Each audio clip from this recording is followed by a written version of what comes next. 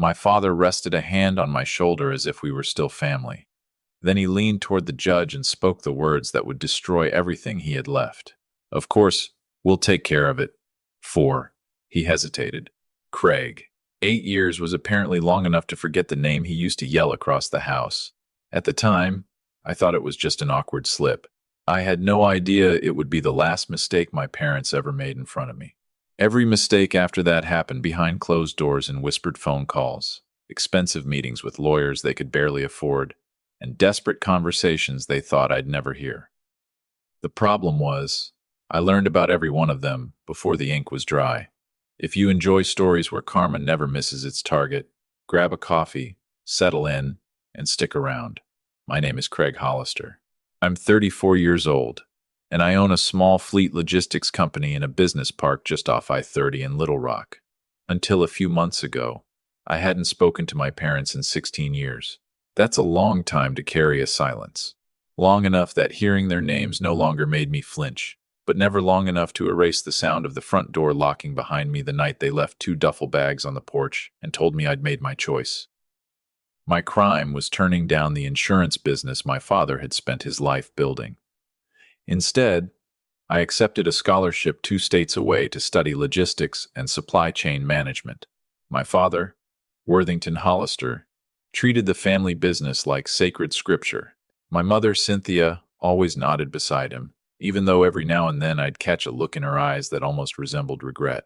Standing in the doorway of the only home I'd ever known, my father gave me one final day. You walk out that door for that school, don't expect to walk back through it. I was 18 years old. I owned 2 duffel bags, $400, and a scholarship letter folded so many times the paper had gone soft at the creases. My younger sister, Deanna, stood behind him with her arms crossed. She didn't defend me. She didn't argue. She simply watched. Looking back, that silence would define the next 16 years of our relationship. But one person refused to stand there and watch. My grandfather, Griffin Hollister, stepped onto the porch, wearing nothing but his robe and slippers. 81 years old, and he picked up one of my bags before I could touch it. "I'll drive him," he said. It wasn't a request. It wasn't even directed at my father. It was a decision. My father didn't object. No one ever challenged Griffin Hollister. He had built and sold 2 successful businesses before turning 50, carried himself with quiet authority, and never once raised his voice at me. He drove me 2 hours to the bus station in his old pickup that smelled like cedar and fresh coffee.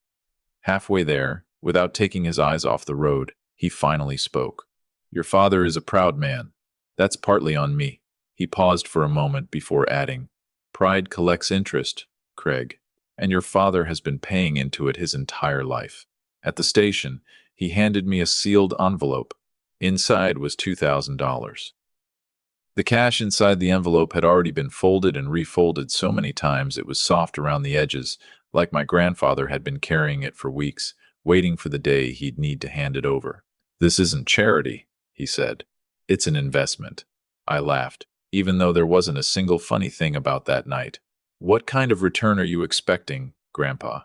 He looked at me for a long moment before answering. "Don't grow into either one of them. That's all I want back." I didn't know it then, but that goodbye at the bus station wasn't really goodbye at all. For the next 16 years, my grandfather and I built a relationship my parents never knew existed. He even bought a prepaid flip phone that existed for one reason only, to call me.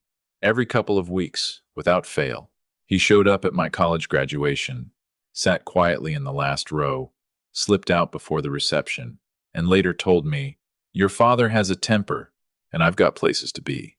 When Charlene and I got married in a small ceremony outside Little Rock 11 years ago, he was the only Hollister who came. He shook Charlene's hand, smiled, and said, "You married a good man."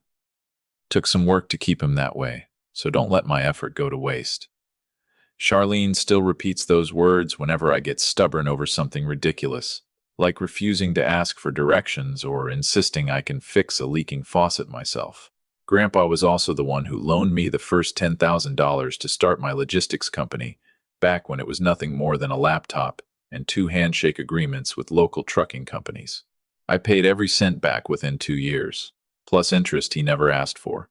He accepted every payment, then quietly deposited the money into an account he never spent from. Just reinvesting in the Hollister family's sanity, he'd joke. One payment at a time. My parents never knew about the phone calls, the wedding, or the loan. As far as Worthington and Cynthia Hollister were concerned, the son they disowned had vanished the night he chose a scholarship over the family business. And Grandpa Griffin was simply an old man who kept to himself. Later, I realized that was exactly how he wanted them to see him. One afternoon, while I was sitting in my truck outside a job site, he mentioned my father had stopped by again. Comes around twice a year, Grandpa said. Checks my health, asks about my money, then casually wonders what I'm planning to do with the house and my accounts. What do you tell him? I asked. I could hear the grin in his voice before he answered. I tell him I haven't decided. He chuckled. Truth is, I decided a long time ago. I just don't tell him that. Charlene met Grandpa about 6 years after we started dating, long before we got engaged. He picked a little roadside diner because, according to him, the coffee's terrible, the pie's excellent, and nobody from my country club would ever be caught dead here. Before the waitress even handed us menus, he looked straight at Charlene and asked, Has this boy told you about his father? Without missing a beat, she smiled. Some of it. Not all of it. He's a private man. Grandpa nodded. That's probably my fault. He stirred sugar into his coffee, studied her for another moment, then asked, You planning on sticking around? I am. Good, he replied. Because if you aren't, tell me now so I can stop liking you before it gets expensive. Charlene laughed so hard she almost spilled her water. From that moment on, she was family. Grandpa didn't trust many people, but once he did, he never looked back. Grandpa came to our house for Thanksgiving 4 years in a row, always by himself, always carrying the same homemade pie from that little roadside diner, and always leaving before sunset. Old men and dark highways don't get along, he'd say as he grabbed his coat. Every visit followed the same routine. He'd ask about Charlene's work, her family, whether I was treating her right, then turn to me and ask if she was treating me right with exactly the same seriousness. What he never asked about was my parents, unless I brought them up first. Even then he'd answer carefully, revealing only what he wanted me to know. One Thanksgiving, I finally asked him the question that had been bothering me for years. Why didn't you ever try to bring us back together? If anyone could have fixed this family, it was you. He didn't answer right away. Because your father doesn't want peace, he finally said. He wants control. Those are two different things. He looked out the window for a moment before adding, I learned that lesson long before you were born. I'm too old to waste what's left of my life negotiating with someone who has no intention of meeting halfway. At the time, I thought he was simply staying out of the fight. I would eventually learn he was doing something far more important. Around my 33rd birthday, Grandpa's health began slipping away. There wasn't one dramatic moment, just the slow, quiet decline that catches up with men in their 90s. A fall in the kitchen, one hospital stay that turned into another, doctors who talked about managing problems instead of fixing them. I visited every chance I got, usually after work, timing my trips to avoid the brief appearances my parents made a couple of times a year. The hospital became strangely familiar. I knew which parking level usually had empty spaces after 6, which vending machine stole your dollar half the time, and which nurses would quietly let me stay past visiting hours if I showed up with decent coffee instead of the burnt stuff from the cafeteria. One evening I walked into his room, and without looking up from the crossword puzzle resting in his lap, he asked, You're back already? Charlene know you're spending more evenings with an old man than your own wife? I smiled. She told me to say hello and remind you that you still owe her that pie recipe. He snorted. Recipes are classified information. Money apparently is easier to give away. Then he folded the newspaper, looked me in the eye, and got down to what actually mattered. Sit down. Tell me about the business. So I told him everything, the new contract I'd landed with a regional grocery distributor, the used truck that turned into a money pit, the supplier trying to rewrite a signed contract halfway through the job. He listened the way almost nobody listens anymore. No phone, no television, no wandering attention, just complete focus, as though my problems deserved the same respect as anyone else's. Before I left each visit, He'd complain about the food, ask how Charlene was doing, check on the company, and finish with the same question every single time. You're still keeping your nose clean, Craig. Still keeping it clean, Grandpa. He'd nod with quiet satisfaction. Good. Keep it that way. We're getting close. I never asked what he meant. Maybe because a part of me already suspected the answer, and I didn't want our conversations to become about what might happen after he was gone. I wasn't sitting beside Grandpa's hospital bed because I expected anything from him. I was there because he was the only person in my family who had ever made me feel like I mattered, and I knew I was running out of chances to thank him. About 4 months before he passed, he decided it was time to tell me something. I've been meeting with an attorney named Ramona, he said. The name meant nothing to me. Estate planning. Sharp as a razor, and she doesn't tolerate nonsense. With this family, that's a job requirement. I started to ask another question, but he cut me off with a wave of his hand, ignoring the pain as he shifted in the bed. Your father believes he's inheriting this house. He believes the accounts are his too. Truth is, he's been circling my estate since long before I got sick. Grandpa smiled. I let him keep circling. A man who thinks he's already won usually stops paying attention.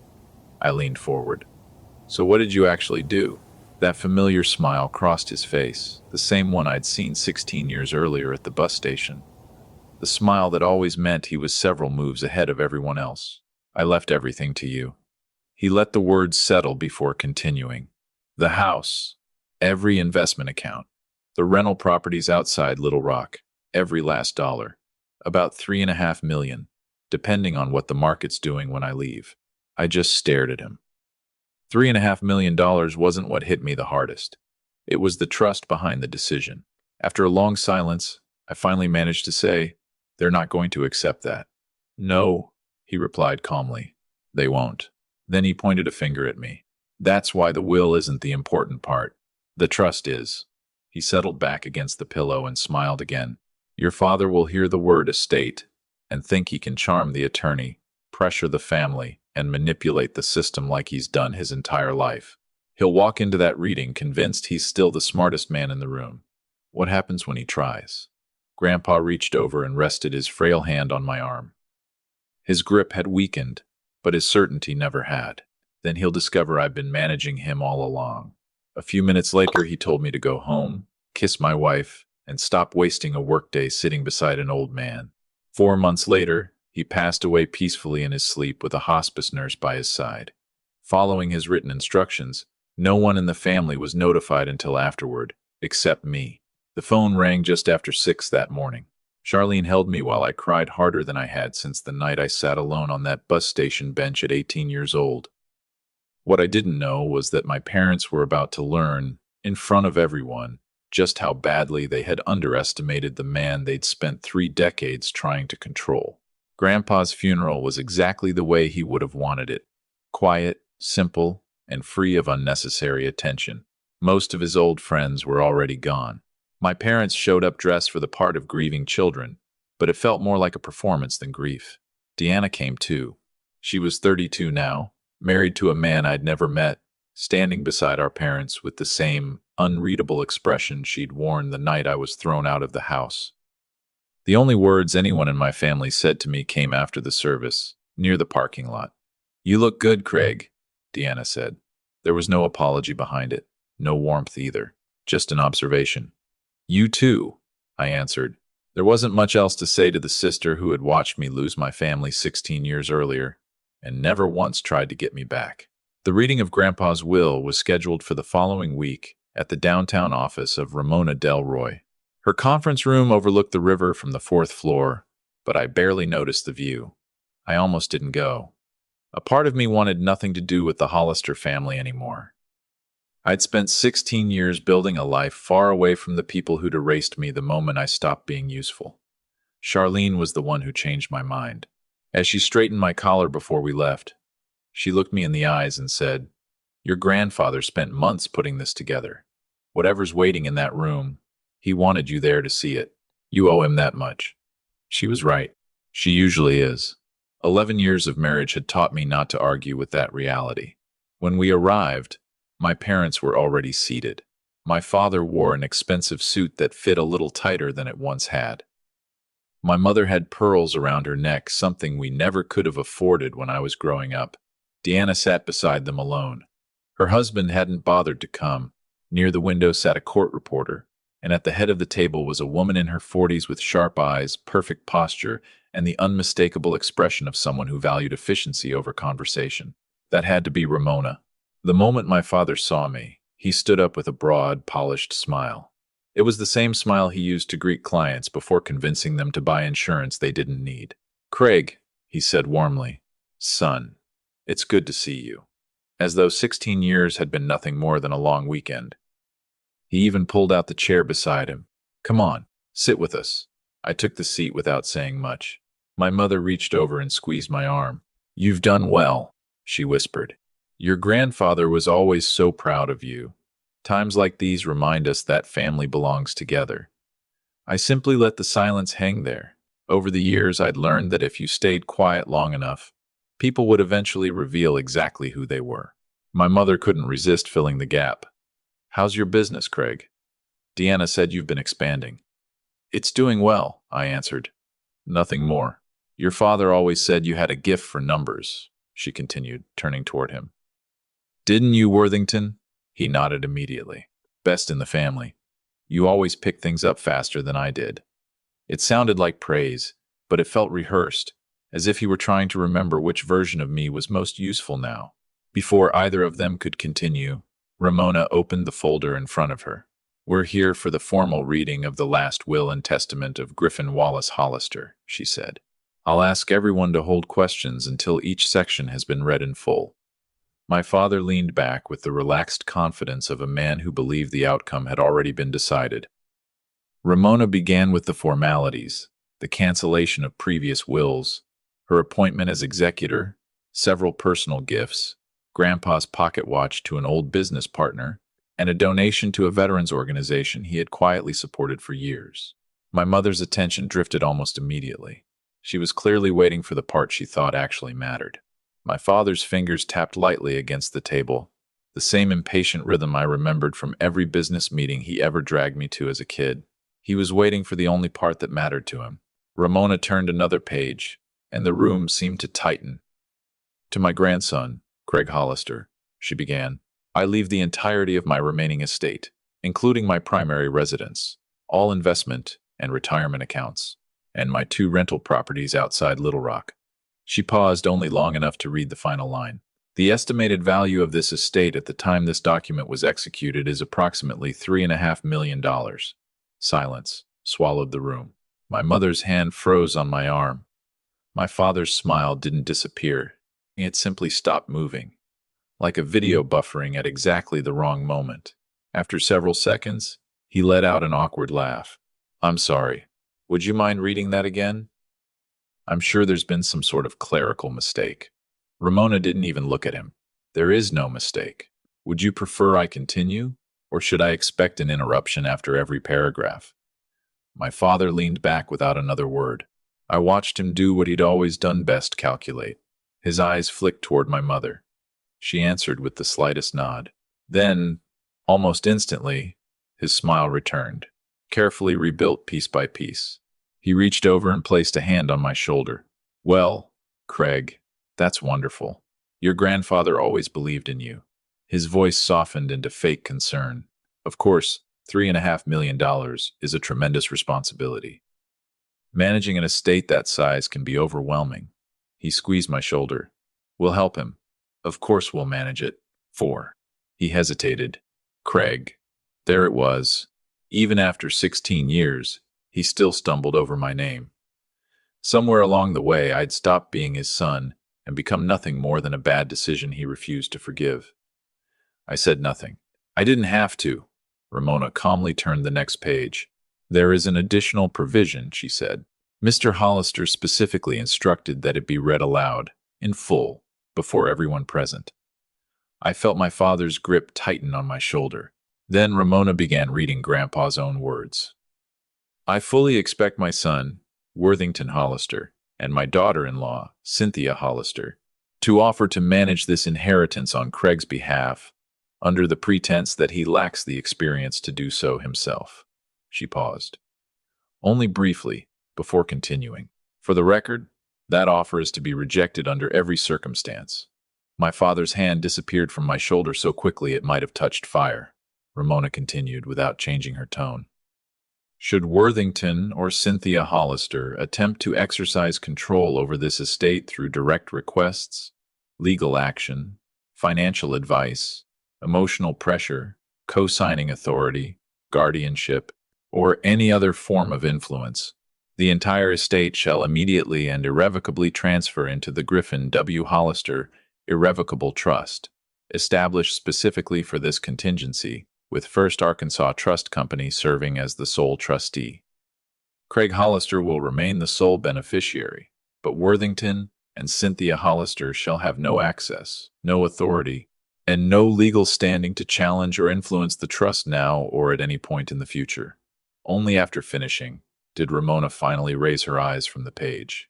These trust documents were executed and filed 11 weeks before Mr. Hollister's passing, she said. This isn't a warning. It's already in effect. Mr. Hollister wanted everyone in this room to understand exactly what would happen if anyone attempted what he fully expected them to attempt. My mother's face turned almost as white as the pearls around her neck. This is ridiculous, my father snapped as he shot to his feet, his chair scraping loudly across the floor. Even the court reporter looked up. He's manipulating this family from the grave. This is coercion. Then he turned to me, his voice softening in an instant. Craig, tell her you don't need some corporate trustee watching over you. Your own father is more than capable of helping you manage this. I looked at him and answered with a single word. Dad. It was the first thing I'd said since taking my seat, and the room fell silent. You had 16 years to be my father, I said quietly. You chose not to. I'm not about to let you become my financial advisor instead. He stared at me for a long moment before slowly lowering himself back into his chair, as though his body had accepted defeat before his pride had. In that moment, I realized something had changed. I was no longer the 18-year-old standing on a porch with 2 duffel bags. I had become the man my grandfather believed I could be. I'd like to tell you my parents accepted Grandpa's decision with dignity. They didn't. Worthington Hollister hadn't built a successful insurance career by accepting rejection, and he wasn't about to start with his own son. 3 days later, Charlene and I were halfway through dinner when my phone rang. My mother's name flashed across the screen. In 16 years, she had never called me once. Now it was the second time in 2 days. I let it go to voicemail. Craig, sweetheart. It's Mom. She paused, carefully softening her voice. I think there's been a misunderstanding about what your father meant at the reading. He wasn't trying to overstep. He was only concerned, the way any parent would be if their child suddenly inherited that kind of money. We'd love to sit down with you, just the 3 of us. No lawyers, just family. We miss you. I handed the phone to Charlene after it ended. She listened, then looked at me. She wants a family conversation without lawyers? I nodded. Charlene couldn't help laughing. Of course she does. No lawyers means no witnesses. She wasn't wrong. The next morning I called Ramona. Hypothetically, I said, if I meet them for coffee, just to hear them out, does that trigger Grandpa's trust? No, she answered immediately. The trust isn't triggered by your actions. It's triggered by theirs. You can have dinner with your parents every week if you want. That changes nothing. So where's the line? The line is simple, Ramona replied. If they ask for control, access, authority, or attempt to influence how you manage the estate, the provision applies. If your mother says she misses you, that's one thing. If she asks to be added to an account, that's something entirely different. So they know exactly where the line is. They do, she said. Your grandfather made sure of that. She paused before adding, whether they're capable of staying behind it, that's another question. They weren't. It took exactly 11 days. My father hired his own attorney, a general practice lawyer named Mr. Vance, whose office sat above a dry cleaner on the east side of town, the kind of place that took cases bigger firms usually passed on. Mr. Vance sent Ramona a formal letter requesting a meeting to discuss what he described as appropriate financial safeguards for the benefit of Craig Hollister. It was wrapped in enough polished legal language to sound perfectly reasonable, unless you'd been sitting in that conference room when Grandpa's trust had been read aloud. The letter my father sent wasn't just another legal document. It was exactly what Grandpa had predicted, a formal attempt to crack open a door that had already been welded shut. Ramona called me the same afternoon it arrived. They triggered it, she said. Her voice stayed professional, but I could hear the quiet satisfaction underneath it. Not because she'd won, but because Grandpa's plan had unfolded exactly the way he'd expected. The letter qualifies as a formal attempt to influence the management of the estate, she explained. I'm required to notify First Arkansas Trust Company within 5 business days. Once that happens, the transfer becomes automatic and irreversible. I sat there in silence. Somewhere deep inside me, the 18-year-old kid standing on that porch with 2 duffel bags still existed. For a brief moment, he wanted to feel sorry for them. The feeling passed. Do it, I said. Ramona gave a small laugh. The paperwork's already prepared. I had a feeling we'd need it. Before my father's letter officially activated the trust, my mother decided to try a different approach. Softer words. Same objective. Charlene was spending the afternoon with her sister when my mother pulled into my driveway without calling. I was changing the oil in our sedan when I heard the unfamiliar hum of an expensive engine. I looked up and saw her stepping out of the car, wearing a cardigan I'd never seen before. Somehow, she looked smaller than she had at the will reading. She stopped near the mailbox instead of walking all the way up. I should have called, she said awkwardly. You should have, I replied. I didn't invite her in, but I didn't ask her to leave either. She wrapped her arms around herself despite the summer heat. I'm not here about the money, Craig. I know that's what you're thinking, but I'm not. I just wanted to see you. It's been so long. Her voice cracked. I think about you all the time. I think about that night on the porch more than almost anything else. I looked at her. The phone worked both ways. You had 16 years. She lowered her eyes. Your father said that if I reached out, I'd undermine the lesson he was trying to teach you. And you listened. She nodded slowly. I always listened to him. There was something empty in the way she said it. Not defensive, not proud, just tired. For one brief moment, I wondered if she'd spent most of her life being controlled by the same man who had tried to control mine.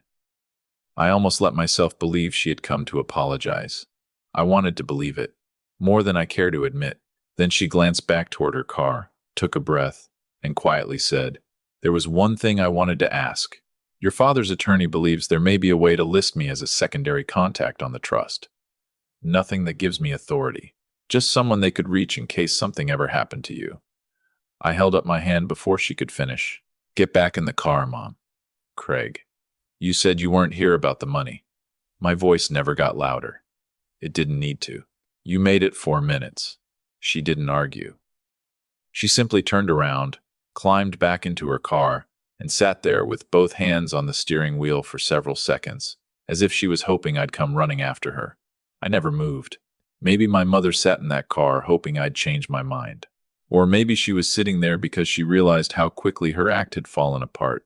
Either way, she drove off, and that was the last time I ever saw her face to face. The next morning, I called Ramona and told her about the visit, just to be safe. Did she specifically ask for access or authority over the trust? She asked.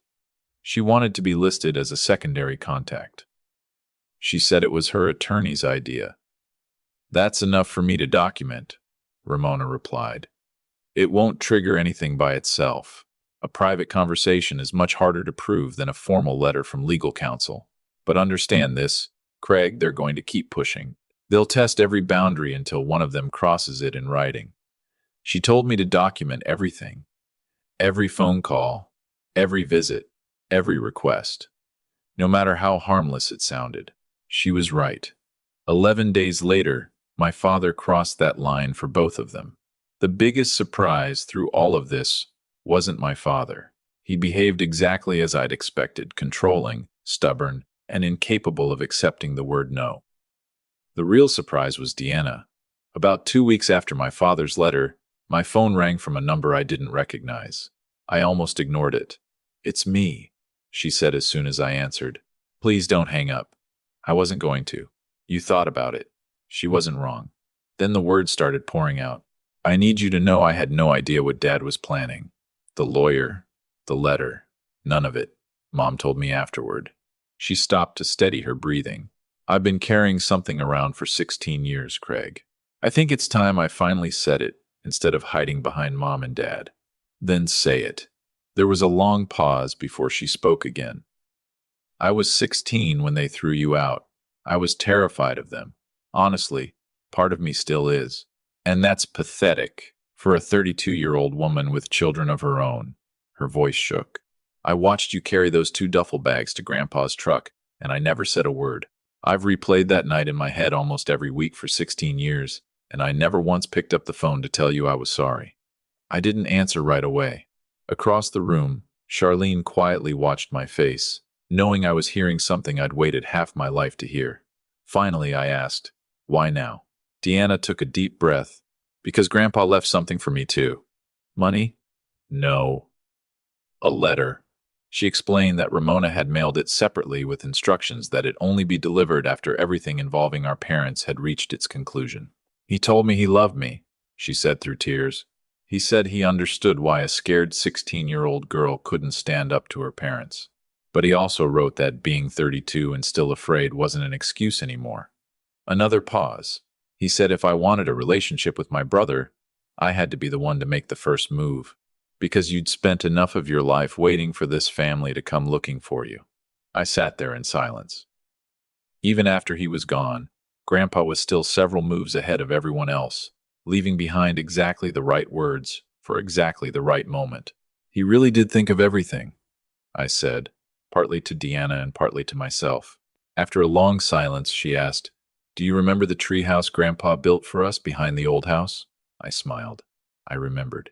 It was a crooked little treehouse made from leftover lumber, already too small by the time we were teenagers. We climbed into it anyway because it was the only place where we couldn't hear our parents arguing about money, appearances, or whatever they were fighting over that week. "I went back after the funeral," Deanna said quietly. "The new owners let me walk around the property. The treehouse was gone. It must have rotted away years ago, but I stood there for a long time." She took a shaky breath. "I kept thinking about how you always let me talk up there. No matter how silly I sounded, you never called me dramatic or stupid." She laughed softly through the tears. "Mom and Dad corrected everything. Every opinion, every feeling, every decision. It was like childhood was one long editing session." "It was," I said. "The difference is, I eventually stopped letting them edit me. I never found the courage," she admitted. "Maybe I'm only starting to now." Then her voice became almost a whisper. "I'm not asking you to forgive them. After everything Grandpa planned, I don't think you should. I'm only asking if, someday, there might be room for you and me, separate from them." I looked over at Charlene. She didn't tell me what to do. She simply gave me a small nod, letting me know she'd support whatever choice I made. "Someday?" I answered. "Not today, but someday. You don't erase 16 years with one phone call." "I know," Deanna said. "I just needed you to know I'm not them." That conversation became the beginning of a new relationship with my sister. Slow, careful, built one brick at a time. It was the only bridge from my old family I chose not to burn. My parents never got that chance, mostly because every attempt they made eventually circled back to money. My father, exactly as Grandpa predicted, still wasn't finished. After the trust officially took effect, he tried one last gamble that still makes Charlene laugh whenever she tells the story. He filed a petition in probate court claiming Grandpa lacked the mental capacity to create the trust. His argument was simple. The trust should be thrown out, the estate declared invalid, and an older will restored the one that divided everything between Grandpa's children. It was an ambitious strategy. According to Ramona, it was also one of the worst legal ideas she'd seen in years. She called me sounding more amused than I'd ever heard her. "Your grandfather anticipated this too," she said. 4 days before signing the trust, he underwent a full cognitive evaluation by a licensed neuropsychologist. Seriously? The report states he was mentally sharp in every measurable category. She wasn't finished. He also arranged for 2 independent witnesses who weren't beneficiaries, and he recorded the entire signing on video with a visible date and timestamp. I couldn't help laughing. "He actually recorded it?" He did, Ramona replied. And before the camera started, he looked at me and said, "My son thinks old age has made me soft. Let's make sure the official record disagrees with him." Even after hearing that, I almost skipped the court hearing. Ramona told me my presence wasn't required. Grandpa had already done more than enough talking for both of us. Ramona told me I didn't have to attend the hearing. She could handle everything without me. But after 16 years of being talked about, controlled, and written out of my own family, I wanted to see the consequences with my own eyes instead of hearing about them afterward. Charlene came with me. My father sat at the front beside Mr. Vance. My mother was behind him, twisting a tissue in her hands the entire morning, though I never saw a single tear. Deanna wasn't there. She'd called the night before and admitted she couldn't bring herself to watch. I understood. Mr. Vance opened with a polished speech about elderly people being manipulated, dramatic last-minute changes to estate plans, and families destroyed by predatory legal advice. Twice he pointed toward me and referred to me as the estranged grandson. Both times I noticed Judge Fairbanks raise an eyebrow ever so slightly. Then my father took the stand. "Mr. Hollister," Vance asked, "can you describe your father's mental condition during the final months of his life?" My father leaned into the answer as though he'd rehearsed it for weeks. He was confused.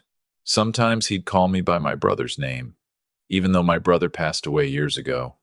Other times he'd forget I'd already visited him that week. I don't believe he was capable of making decisions this significant without someone protecting his interests. Then it was Ramona's turn. She stood, buttoned her jacket, and walked toward the witness stand. I watched my father's confidence fade the moment she approached. "Mr. Hollister," she began, "how many times did you visit your father during the last year of his life?" "Regularly. Let's be precise." She glanced at her notes. "Hospice records document 4 visits. Each lasted less than 20 minutes. Does that sound accurate?" My father's jaw tightened. "I have a business to run." "So, does your son?" Ramona replied without missing a beat.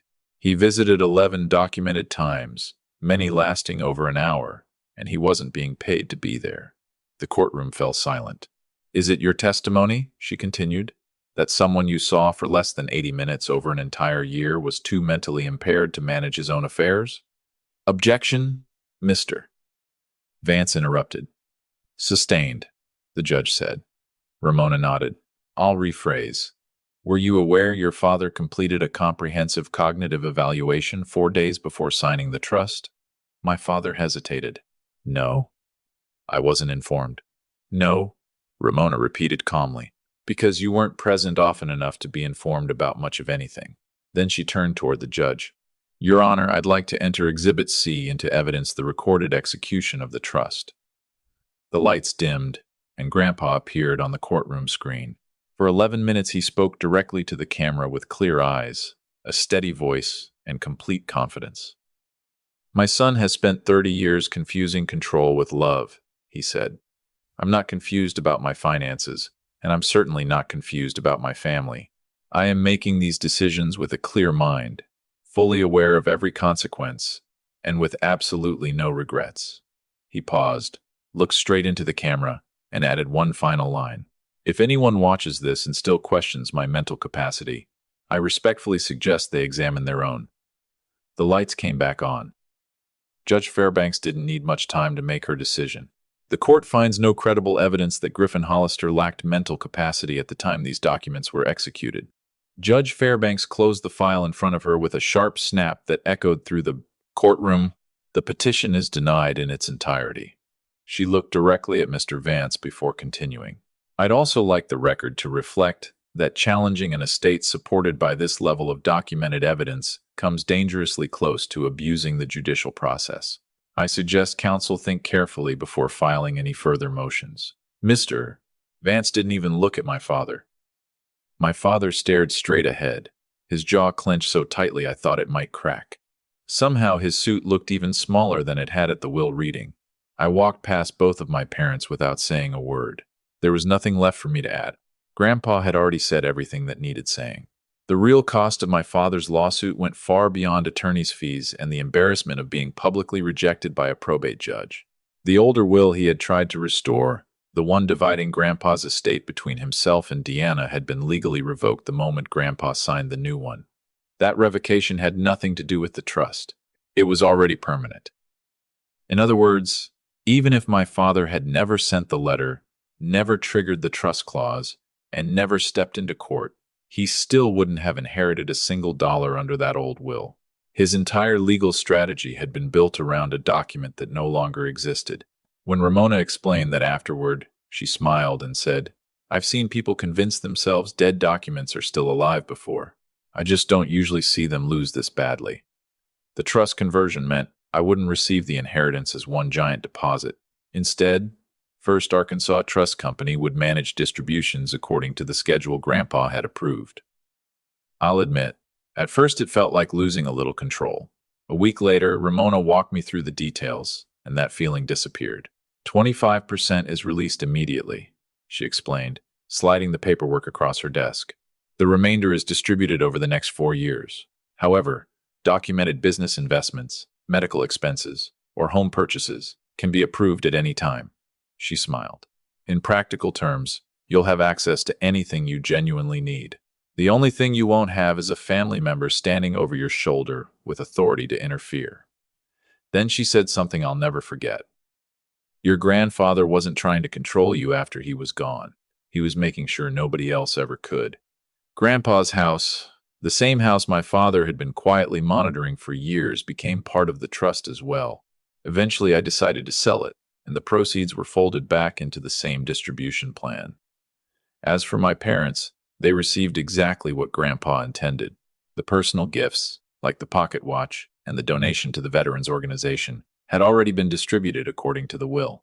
But when it came to the house, the investment accounts, the rental properties, and the $3.5 million estate, they received exactly $0. And, far more painful for my father, zero control. Most people would have accepted defeat after that. My father wasn't most people. About 2 months after the hearing, he showed up at my office without warning. He walked into the reception area wearing a suit that finally fit again, as though losing the case had done more for his waistline than years of dieting ever had. I almost told my office manager to say I wasn't available. Instead, I asked her to let him in. I met my father in the reception area instead of bringing him back to my office. He noticed the difference. So did I. "I'm not here to fight," he said. "Good," I replied. "Neither am I." His eyes drifted around the room, taking in the company logo, the framed photo of my first truck, and the business I'd built from nothing. "You did all this yourself?" he asked. It wasn't admiration. It sounded more like a man trying to solve a problem that refused to make sense. "I did," I answered. "Grandpa helped. He loaned me $10,000. I paid him back with interest." I looked him straight in the eye. "Do you know what you gave me?" He stayed silent. $400. And a locked front door. "That's the only investment you ever made in my future." He flinched. For the first time all day, I believed I'd finally reached him. "I made mistakes," he admitted quietly. "Your mother and I thought we were teaching you about consequences, about choices. You did teach me something," I said. "Just not what you intended." He waited, expecting an invitation back into my life. It never came. "You taught me that love with conditions attached isn't love. It's a contract. And I don't sign contracts with people who've already broken every version of the agreement." I paused before adding, "Grandpa never asked me for anything in 16 years. Not once. You walked into that will reading and started reaching for $3.5 million before the shock had even worn off. That wasn't a misunderstanding. It was a habit. The only difference this time was that someone finally saw it coming." He lowered his eyes. "So, this is really it?" Beneath the pride, I heard something that almost sounded like grief. 16 years wasn't enough? "It was already over," I answered. "The night you left my bags on the porch, you ended it." I just stopped pretending it hadn't happened. He nodded once, the same way he'd end a business meeting he knew he couldn't win, then turned and walked away. I watched him cross the parking lot toward an older, cheaper car than the one he'd driven to the reading of Grandpa's will. Somehow it suited him better. I never saw my mother again. I never saw my father again either. About a year later, a holiday card arrived with both their names written in my mother's handwriting.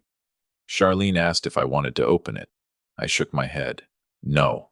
And for the first time, I meant it without anger. Some doors eventually locked from both sides. Ours was simply catching up to the way it should have been years earlier. Deanna and I have dinner together most weeks now. Sometimes it's just the three of us, Charlene, Deanna, and me. Sometimes her kids come too. We're rebuilding what we can, slowly and honestly, without pretending 16 years of silence disappear overnight. We rarely talk about our parents. Some things belong buried with the people who created them. I invested a large portion of Grandpa's inheritance back into the business, expanded the fleet, hired 11 new employees, and eventually moved into a headquarters with a real conference room instead of the folding table we used to call one. When the company expanded, I named the new warehouse after my grandfather. Not with a giant ceremony or a press release, just a small bronze plaque beside the loading dock that most people walk past without noticing. Griffin Wallace, Hollister Logistics Annex. Grandpa would have hated the attention, but he would have appreciated the return on the investment. Ramona still oversees the trust today. Every now and then we meet for coffee. We're not exactly friends, but we're something close to it, two people who had the privilege of watching one careful old man's final plan unfold exactly as he intended. Charlene framed my favorite wedding photo, the one where Grandpa is shaking her hand while they're both laughing at a joke neither of us ever got to hear. She hung it beside our front door without asking me. It's the last thing I see before leaving every morning, and the first thing I see when I come home at night. She never explained why. She didn't have to. She understands the things I never say out loud better than anyone. Even now, after a good week at work, I'll sometimes catch myself thinking I should call Grandpa. Tell him about a new contract, a difficult customer, or some ordinary little victory at the company he helped make possible. The old prepaid flip phone disappeared the week he died, but the habit never really left me. I've stopped expecting it to. People sometimes ask whether I've forgiven my parents. The answer is no.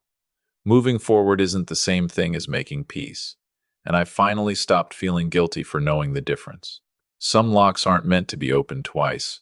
Deanna's oldest daughter is 7 now, fearless in the wonderful way children are, before the world teaches them caution. One evening over dinner, she asked why she'd never met her other grandparents, the ones she'd heard mentioned but never seen. I looked at Deanna. She looked back at me, leaving the answer in my hands. Some family, I told my niece, is the family you're born into, and some family is the family you choose to build. The second kind is the one that matters most. Then I pointed to Grandpa's picture hanging by the front door. Your great-grandpa Griffin taught me that. She smiled, accepted the answer without another question, and went back to eating. Under the table, Deanna quietly squeezed my hand. She didn't need to say a word. I still think about that bus station sometimes. 2 duffel bags, $400 in my pocket, an envelope with another $2,000 tucked inside, and one piece of advice that changed my life forever. Don't become either one of them. Sitting on that bench at 18, I had no idea my grandfather was already planning years ahead, patiently putting every piece exactly where it needed to be. He wasn't just helping me survive that night. He was building the day when the people who threw me away would finally understand what they had truly lost. My father wanted to control my inheritance. Grandpa made sure the only thing he had left to control was the silence.